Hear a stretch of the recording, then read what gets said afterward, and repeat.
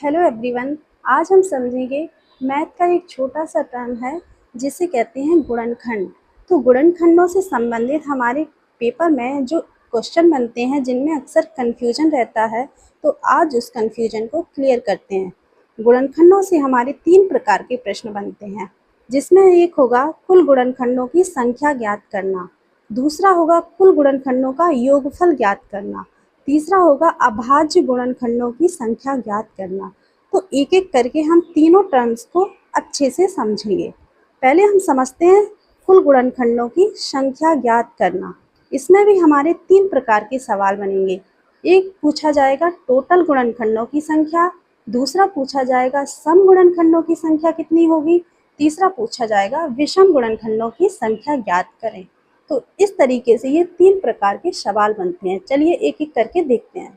पहले हम एक एग्जाम्पल लेंगे 120, जो हमारी एक संख्या रहेगी 120। इसको हम यहाँ पर समझते हैं। हम लेते हैं संख्या को 120। 120 का हम करते हैं फैक्टर। फैक्टर करना आई होप सबको आता होगा। सबसे पहले हम 2 से डिवाइड करेंगे, यहाँ पे आ जाएगा 60। फिर 2 से डिवाइड करेंगे, यहाँ पे आ जाएगा 30।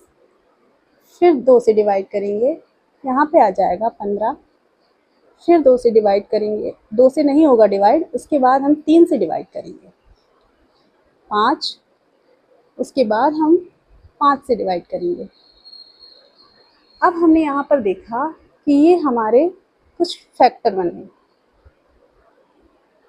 इसको हम इस प्रकार से भी लिख सकते हैं, 2 की पावर 1 2 3।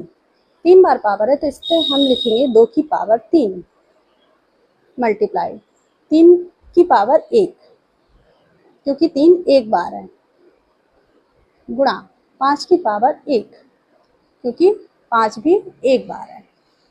अब हमने देखा ये तो हमारे गुणनखंड बन गए। उसके बाद आगे समझते हैं, अगर यहाँ पे पूछा जाए कुल गुणनखंडों की संख्या ज्ञात करें।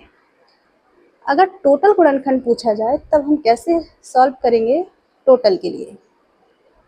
टोटल के लिए हमें समझना है, सबसे पहले इसमें हम पावर को देखेंगे। पावर हमारी क्या है, 3 1 और 1, ठीक है।